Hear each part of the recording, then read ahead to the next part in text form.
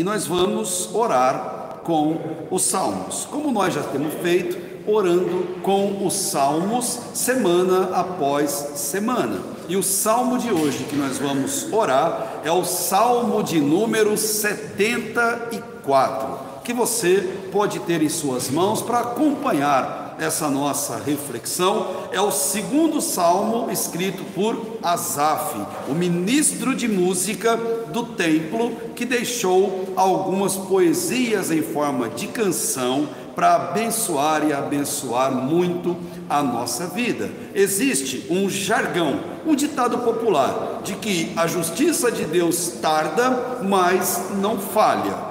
É um jargão não muito verdadeiro, porque na verdade Deus, ele não tarda, nunca tarda, e também Deus não falha em hipótese nenhuma.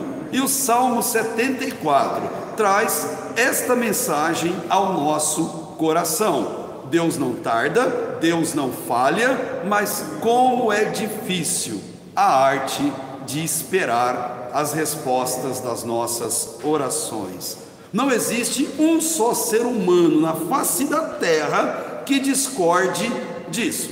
É difícil esperar. Aliás, o tempo da espera, ele chega a ser angustiante, principalmente se nós aguardamos como resposta algo que envolva socorro por conta de uma situação difícil que estejamos passando na vida. Asaf, o autor do Salmo 74, que o diga. Esse homem havia acabado de experimentar um evento em sua vida de fé, que o pastor Leandro Peixoto, querido pastor ali de Goiânia, ele define como um eclipse da fé. E o próprio Asaf nos contou essa história no salmo anterior, o Salmo 73. A fé de Asaf entrou quase em colapso, e agora no Salmo 74 ele vai nos ensinar que esperar é necessário, mas é difícil demais. Esperar é tão difícil que chega a adoecer. Aliás, o tempo da espera é um dos maiores gatilhos que provocam em nós as ansiedades. Roer as unhas, perder o sono, aumentar ou perder completamente o apetite, sepultar a nossa alegria e o sorriso no rosto, são só alguns dos sintomas que uma espera prolongada por resposta nos provoca. Eu e você, nós sabemos muito bem disso, que o tempo da espera, a espera prolongada, acaba nos levando a tomar decisões particulares, por vezes decisões precipitadas, porque nós queremos estar no controle daquilo que nós não temos controle nenhum. E com as decisões precipitadas vêm as consequências corretas, às vezes duras, às vezes cruéis. Numa situação muito parecida com o que o salmista vai nos contar, o profeta Jeremias, lá no Antigo Testamento, ele nos conta uma história muito parecida com a nossa realidade. Parece até que foi escrito hoje para nossa reflexão. Jeremias relata um caso bastante particular da famosa teimosia humana frente à vontade de Deus. Deus tem uma vontade para nós, Deus quer algo para a nossa vida, mas nós temos outra opção, e muitas vezes somos levados a cumpri-la. A Babilônia, aquele exército poderosíssimo, invadiu o reino de Israel. Quem não foi levado cativo foi assassinado violentamente pelo caminho. Apenas algumas pessoas, muito poucas, conseguiram escapar ou da morte ou do cativeiro na Babilônia. Conseguiram sobreviver. O tempo passa, acalma-se toda aquela situação e o ambiente onde eles viviam estava totalmente destruído e catastróficos. Aquelas pessoas se reúnem e clamam a Deus por uma resposta. Eles precisam de uma resposta de Deus a respeito do que eles fariam a partir daquele momento. Eles tinham uma opção: ficar na terra ou irem para o Egito, onde tinha um exército poderoso, um faraó que os protegeria. Pelo menos era o que eles pensavam. Sabe qual é o mal dessa história? Eles queriam uma resposta de Deus, mas eles já tinham uma decisão tomada. E eu vou ler algum trecho para você disso, para você perceber o quanto o caso é emblemático. Veja o que diz Jeremias no capítulo 42. Então todos os líderes do exército e todo o povo, desde o menor até o maior, aproximaram-se do profeta Jeremias e lhe disseram: por favor, ouça a nossa petição e ore ao Senhor, ao seu Deus, por nós, em favor deste remanescente, pois você mesmo está vendo que nós somos poucos, como ele vai dizer. Ore ao Senhor por nós e nos diga para onde devemos ir, se ficar aqui ou ir para o Egito. Eles queriam saber exatamente se iam ou se ficavam. O Egito era poderoso, mas Israel tinha o Deus soberano guardando aquele lugar. O problema não foi pedir para Deus, o problema foi pedir uma coisa já tendo uma decisão tomada no coração. Na verdade, eles queriam que Deus confirmasse aquilo que eles já tinham decidido. E eles foram muito hipócritas em sua oração, e Deus não admite uma oração hipócrita. Deus ama a sinceridade do nosso coração. A sequência do texto mostra exatamente isso. Então eles disseram a Jeremias: que o Senhor seja testemunha verdadeira e fiel contra nós, caso não façamos tudo o que o Senhor, o seu Deus, nos ordenar por meio de você. E dizem: se Deus mandar ir, nós vamos; se mandar ficar, nós ficaremos; o que Deus disser, nós vamos obedecer. É claro, se Deus falasse: vão para o Egito, porque era isso que eles queriam. Jeremias orou e Deus respondeu, não na hora, mas dias depois, 10 para ser mais preciso.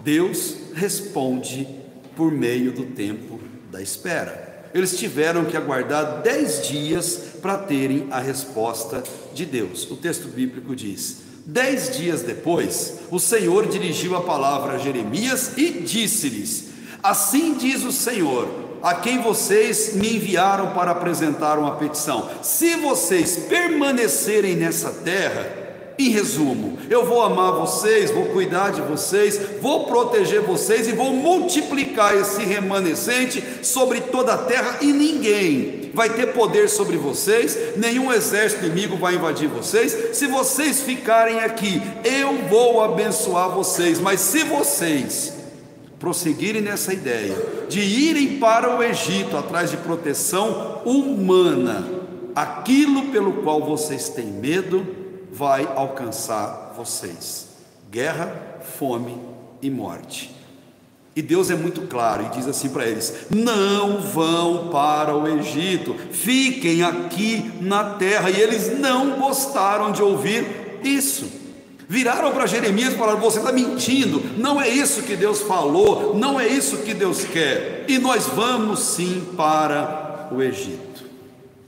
É sempre um erro orar a Deus pedindo para que seja feita a vontade dele e ao mesmo tempo exigir que seja feita a nossa. Para que a gente consiga entender qual é a vontade de Deus em nossa vida, é fundamental, é pedagógico, é necessário passarmos pelo processo da espera. Queridos, nunca caia na tentação de impor qualquer coisa a Deus. Antes, aprenda a descansar na vontade dele, a descansar na resposta que vem dele.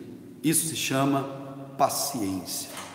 Salmo 74 é uma lição de paciência, que é uma definição poética de paciência. Eu acho lindo. Paciência é o intervalo entre a semente e a flor. A oração é a semente, a resposta de Deus, a flor. Paciência é o intervalo entre a semente e a flor. Isso exige descanso, paciência e aguardar em Deus o que Deus vai fazer. A Elisha Hoffman, ela tem uma composição muito bonita que entrou para o nosso inário, para o culto cristão, número 330, e para o cantor cristão também, em que ela faz uma declaração muito profunda, declarando a Deus a importância de descansar nele. O nome do hino, Estou Seguro, e na letra ela diz: que consolação tem meu coração, descansando no poder de Deus. Ele tem prazer em me proteger, descansando no poder de Deus. E o refrão: descansando nos eternos braços do meu Deus. Vou seguro, descansando no poder de Deus. E no finalzinho desse hino, ela diz assim: luta sem cessar, hei de atravessar, descansando no poder de Deus. Não me deixará, mas me susterá, descansando no poder de Deus. Nós precisamos ter paciência, e paciência perante as nossas orações, e a resposta tão almejada, ela exige descanso em Deus. Esperar é descansar, mas aquele povo de outrora, como somos nós hoje, não quiseram aguardar, nem muito menos obedecer à vontade de Deus. E olha que profundo isso. A gente ora, a gente clama, e suportar a espera já é o primeiro e fundamental passo da obediência. Aguardar, descansar e deixar Deus responder no seu tempo. Se você não entendeu isso ainda, guarde em seu coração. Cristianismo é essencialmente espera. O tempo não é nosso, a decisão não é nossa e o controle não é nosso, é sempre, sempre de Deus. Cristianismo é essencialmente esperar, mesmo que não pareça momentaneamente. Deus nunca tarda e muito menos falha. Ele é perfeito e Deus é muito bom em ser bom. Quer um exemplo? Davi, o rei de Israel, tinha 17 anos quando foi ungido rei e teve que esperar 13 anos para assumir o trono, que era dele por direito e por unção. É difícil entender isso, um rei ungido que só assume 13 anos depois. É difícil entender, mas Josiano Silva, aquele pernambucano maravilhoso, nos ajuda a entender. Ele diz assim: é assim que Deus faz, é como Ele quer, é para confundir os que pensam que é. Se Deus decretou, ninguém tomará. O que para você preparado está. Na espera, a gente aprende a descansar em Deus, porque a paciência sempre será recompensada. Foi assim com Davi, foi assim com Paulo de Tarso, o grande apóstolo da graça, o apóstolo aos gentios. Paulo só se tornou o homem que se tornou na mão de Deus depois de 14 anos de obscuridade, 14 anos sem que Paulo fizesse nada que fosse aceito pelas pessoas. Deus fez esse homem esperar tantos anos para que depois ele pudesse ser tão utilizado pelo Senhor. Assim como Davi, assim como Paulo, assim como o povo de Israel da época de Asaf, você também tem motivos ou coisas que você tem orado há meses, há anos, esperando persistentemente pela resposta do Senhor. E a Bíblia diz que ela virá, mais hora, menos hora, ela virá de acordo com os intentos do Senhor. Não é fácil esperar, nunca foi fácil esperar, não foi fácil para os heróis da Bíblia, para os heróis da fé de Hebreus capítulo 11, não é fácil para mim, não é fácil para você, mas os salmos são remédios para a alma que nos ensinam, inclusive, a passar pelo processo da espera, não guardando em nosso coração os nossos sentimentos. Presta atenção no que eu quero dizer para você. Você acha que Deus está demorando para atender aquela oração que você tem feito há tanto tempo? É humano isso, gente, e é correto. Você acha que Deus está demorando? Verbalize isso para Ele. Fale isso com Ele em oração, ainda que em meio às lágrimas que correrão dos seus olhos. Faz tempo que você está esperando o socorro chegar, faz tempo que você espera a resposta ser dada. Diga isso a Deus e continue firme no processo de espera. O nosso tempo não é o tempo de Deus, o tempo de Deus é perfeito. Tem um pregador muito querido que ele recomenda a cada um de nós a chamarmos a Deus para o nosso sofrimento, a orarmos e falar: Deus, vem e atenção, Pai, aquilo que eu estou clamando. Deus, atende a minha oração. Mas olha só, eu e você, nós somos tão frágeis e pecadores, que quando a gente está aguardando o tempo de espera de Deus, nós fazemos exatamente o contrário do que deveríamos fazer. Ao invés de orar, descansar e esperar em Deus, sabe o que a gente faz? A gente sente autopiedade, dó de nós mesmos, sentimento de coitadismo, como Asaf ensinou no salmo anterior. Nós buscamos conselhos errados de pessoas erradas, que vão falar aquilo que a gente quer ouvir. Sentimos revolta de Deus, abandonamos a igreja, viramos as costas. Outros tantos mergulham nas bebidas, mergulham no uso de remédios controlados. Outros tantos vão para a droga, fazem de tudo menos chamar Deus para perto, menos clamar a direção de Deus. E Deus está sempre disponível. Asaf descobriu isso quando ele entrou no templo e ele viu o final de cada pessoa.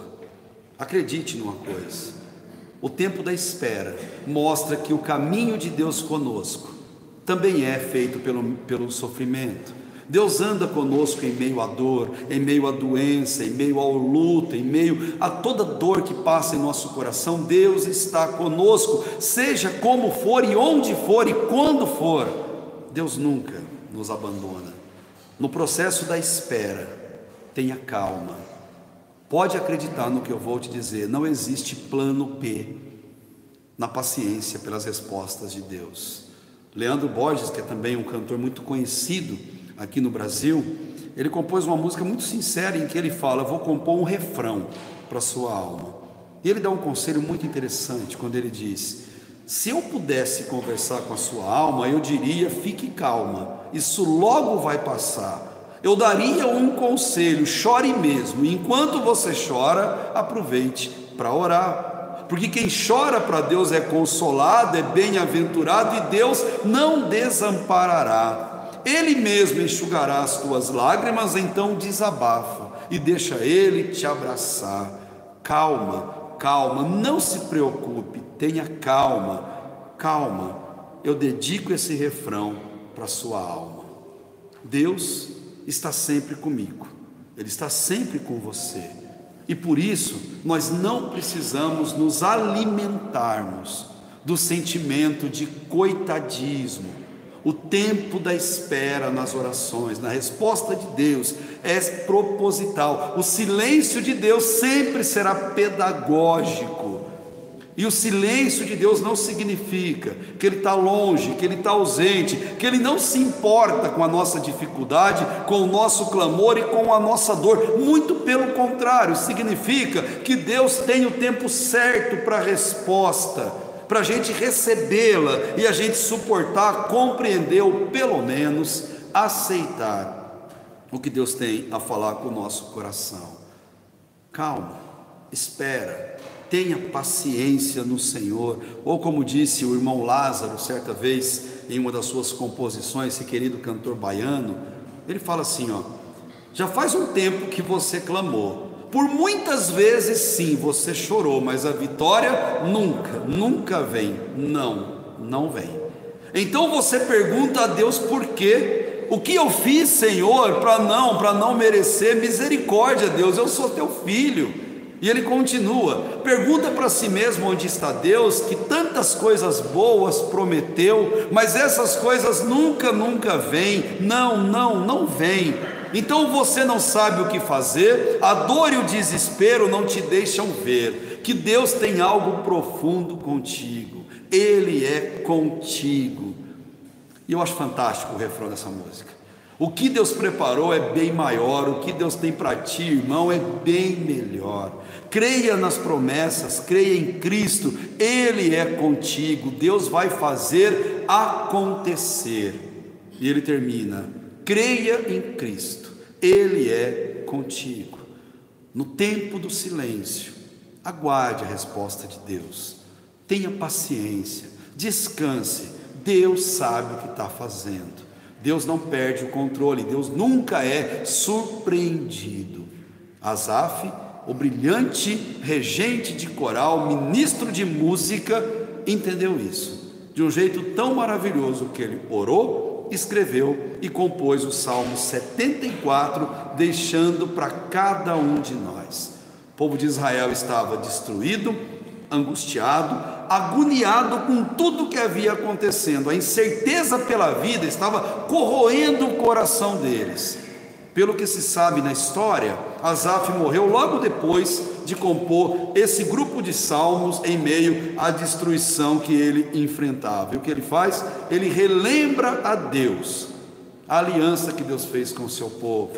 Ele relembra a Deus as libertações miraculosas do passado que Deus fez, e ele implora a Deus que Deus salvasse seu povo mais uma vez, de 3 maneiras especiais. E a primeira delas, a partir do versículo 1, ele vai mostrar o terror que é uma alma sentir-se abandonada por Deus. E olha o que ele diz: por que nos rejeitaste definitivamente, ó Deus? Por que se acende a tua ira contra as ovelhas da tua pastagem?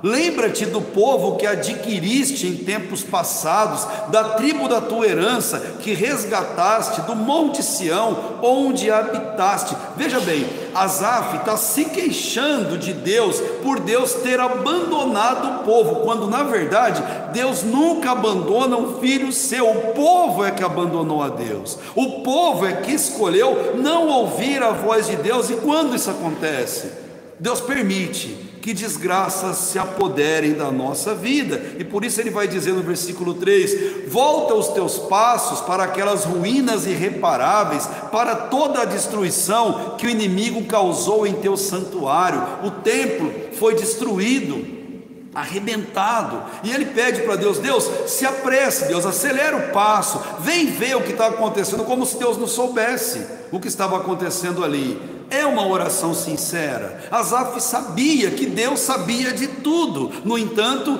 ele ora, ele fala, porque falar é terapêutico. Deus conhece o teu coração, a sua petição, mas ele diz: fale, porque orar é um privilégio do ser humano. Orar é colocar para fora, gente, é ser abençoado e curado por Deus. Sabe o que Asaf está dizendo para Deus? Deus, vem logo, Deus, nós não estamos aguentando, socorro, Deus, está difícil demais. E na sequência ele detalha os motivos, e você pode ver na sua Bíblia. Versículo 4: teus adversários gritaram triunfantes bem no local onde te encontravas conosco, o templo, e hastearam suas bandeiras em sinal de vitória. O templo virou um lugar de idolatria para o povo de Deus, que acreditava que Deus morava ali, como se Deus fosse pequeno e precisasse de uma habitação humana. E Deus mostra que eles estão errados. O inimigo pagão vem, destrói e ainda hasteia uma bandeira para mostrar que ali é deles, ali é lugar deles. E o inimigo está querendo dizer assim, com esse hasteamento da bandeira: saibam que Deus não mora em construção humana. Eles estavam certos, porque nada no mundo pode conter a Deus. Você sabe disso? Ele mesmo diz que Deus tem as águas do mundo, dos oceanos, na concha das suas mãos. Os inimigos estavam alvoroçados, e o versículo 5 mostra como que eles estavam agindo. Pareciam homens armados com machados, invadindo um bosque cerrado, e com seus machados e machadinhas esmigalharam todos os revestimentos de madeira esculpida. Eles estavam acabando com a construção, atearam fogo ao teu santuário, profanaram o lugar da habitação do teu nome, disseram no coração: vamos acabar com eles. Queimaram todos os santuários do país e já não vemos sinais miraculosos, não há mais profetas, e nenhum de nós sabe até quando isso continuará. Até quando o adversário irá zombar, ó Deus? Será que o inimigo blasfemará do teu nome para sempre? Por que retens a tua mão direita? Não fiques de braços cruzados, destrói-os. A desobediência, ela cobra um preço terrível e certo: a destruição. O povo desobedeceu, escolheu não ouvir a voz de Deus e foram severamente castigados por isso. Não existe maldição pior do que Deus deixar de abençoar o seu povo. Não tem maldição pior do que Deus simplesmente cruzar os braços, como o salmista diz, e deixar o povo à própria sorte. Era o que acontecia naquele momento. Deus fez silêncio, não falou mais com o profeta, não estendeu a mão para proteger o seu povo, deixou o povo por conta própria. Entretanto, nunca o problema esteve em Deus. O problema sempre foi deles, porque Deus, quando ama, Ele corrige e Ele disciplina. A Bíblia é muito clara em dizer isso.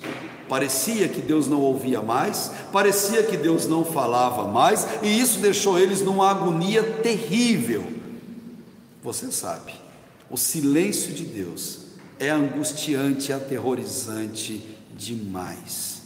Há momentos que todos nós podemos nos sentir assim, especialmente quando passamos pelo sofrimento, pela angústia, pela dor, e Deus parece tão longe, tão distante, que não vê, que não ouve, como se Deus tivesse distraído quanto a cada um de nós. Mas não, Ele nunca está. Na verdade, Deus está nos ensinando. Por isso que Hebreus diz: o Senhor corrige o que ama e açoita qualquer um que Ele recebe por filho. O socorro vem, sempre vem, mas muitas vezes não do jeito que nós queremos. O jeito de Deus é sempre melhor. Acredite, está demorando? Deus não tarda, e muito menos Ele falha. Depois de dizer essas palavras, Asaf, ele vai completar, e diante do que ele enfrentava, ele vai se lamentar a Deus. Mas olha que lição fantástica: se lamentar não é pecado, se lamentar não é errado, mas se lamentar com o coração cheio de fé é o que Deus espera de cada um de nós. Asaf era um homem de Deus, e homens de Deus se lamentam sim, mas ao mesmo tempo eles agradecem. Eles se lamentam, mas eles confiam. Eles se lamentam, mas eles mantêm acesa aquela lâmpada chamada esperança de que amanhã será melhor. Isso é trazer à memória só aquilo que nos dá esperança. Veja o que ele declara no versículo 14: mas tu, ó Deus, és o meu rei desde a antiguidade, trazes salvação sobre a terra. Não sei se você percebeu, mas Asaf, ele está dizendo assim: eu tomo uma decisão na vida, eu vou alimentar a minha fé, a minha mente e o meu coração com a palavra de Deus, com os grandes atos de Deus. Eu quero trazer à memória tudo que Deus já fez pelo seu povo, e nada é mais impactante do que isso. Asaf alimenta a sua memória, alimenta a sua fé e a sua alma com as histórias extraordinárias da Bíblia, não com maus conselhos de amigos. Ele não alimenta a sua alma com as mazelas postadas em rede social que tanto a gente vê por aí, e muito menos ele alimenta a sua alma com notícias sensacionalistas de jornais espalhados pelo Brasil, que mais espalham tragédias e desgraças qualquer outra coisa. Asaf alimenta sua alma com as histórias contidas na palavra de Deus. Ele fala de dilúvio, ele fala do Mar Vermelho, ele fala de Jó e a sua incapacidade de entender os animais da terra. Ele conta as histórias da Bíblia que ele tanto conhecia, e conhecia muito bem. E se você quer crescer na graça e no conhecimento de Deus, leia a Bíblia, encha-se de Bíblia. Queridos, é muito verdadeiro aquele ditado popular: a boca sempre falará do que o coração estiver cheio da palavra de Deus. Você já sabe exatamente o que você vai ter mais para falar. Nós somos aquilo do qual nós nos alimentamos, e vale sempre um cuidado. Cuidado com os estímulos que chegam ao seu coração. Alimente-se de Deus, o Deus revelado na sua palavra. Reconheça a grandeza de Deus em todas as coisas. Olha o que ele fez a partir do versículo 13: tu dividiste o mar pelo teu poder, a abertura do mar vermelho, quebraste as cabeças das serpentes das águas, esmagaste as cabeças do Leviatã e o deste por comida às criaturas do deserto. Tu abriste fontes e regatos, secaste rios perenes. O dia é teu e tua também é a noite, estabeleceste o sol e a lua, determinaste todas as fronteiras da terra, fizeste o verão e o inverno. Esse era o Deus de Asaf, esse é o nosso Deus também. Ele nunca falhou, ele nunca tardou. Por que seria diferente hoje? Depois dessa linda declaração, ele vai terminar a oração apelando para o socorro de Deus. E olha o que ele vai dizer a partir do versículo 18: lembra-te de como o inimigo tem zombado de ti, ó Senhor, como os insensatos têm blasfemado o teu nome. Não entregues a vida da tua pomba aos animais selvagens. Pomba aqui é o povo de Deus. Não te esqueças para sempre da vida do teu povo indefeso. Dá atenção à tua aliança. Ele vai completar: porque de antros de violência se enchem os lugares sombrios do país. O povo abandonou a Deus, sim, abandonou a aliança de Deus, mas mesmo assim Asaf implora para que Deus socorresse e continuasse amando aquele povo apesar do que eles fizeram. Deus não só é bom em ser bom, Deus é bom em ser misericordioso e derramar uma ação bondosa na nossa vida. Versículo 21 até o final: não deixes que o oprimido se retire humilhado, faze que o pobre e o necessitado louvem o teu nome. Levanta-te, ó Deus, e defende a tua causa. Lembra-te de como os insensatos zombam de ti sem cessar. Não ignores a gritaria dos teus adversários, o crescente tumulto dos teus inimigos. Deus sempre age com justiça aos maus e também para com o seu povo. Dica final: não desobedeça nem abandone os caminhos do Senhor. Quando você se deparar com o silêncio de Deus, aprenda a esperar pela resposta que um dia virá. Pode acreditar, ela virá. O jeito de Deus é sempre melhor do que o nosso. Passe na prova da paciência, não fazendo da ansiedade um estilo de vida. Com razão, muita gente define ou produzem frases sobre a paciência. Alguém disse: a paciência é a melhor arma para suportar tudo aquilo que não depende de você. A paciência é a melhor arma para suportar tudo aquilo que não depende de você. Edmund Burke, ele diz algo mais profundo ainda: nossa paciência alcançará mais do que a nossa força. Mas o melhor de todos, o mais profundo, foi Gandhi, esse indiano que diz: perder a paciência é perder a batalha. Vida cristã é um campo de combate, e esse campo de combate exige de nós paciência. Perder a paciência é sepultar a fé. Perder a paciência é perder a batalha. E Deus nos ensina que Ele nunca tarda, que Ele nunca falha. Descanse em Deus. Peça, clame, rasgue o coração pelo motivo que for, seja o motivo que for. Peça sim a Deus, mas aprenda a esperar.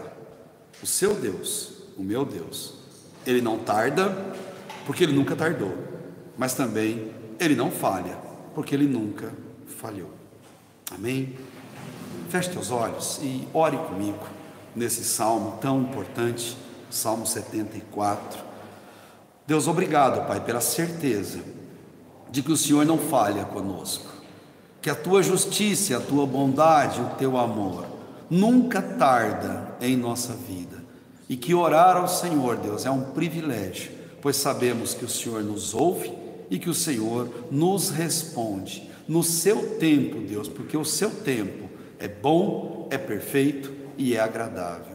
Obrigado, Deus, de todo o meu coração por essa verdade. Obrigado, Deus, por falar de maneira tão direta ao nosso coração.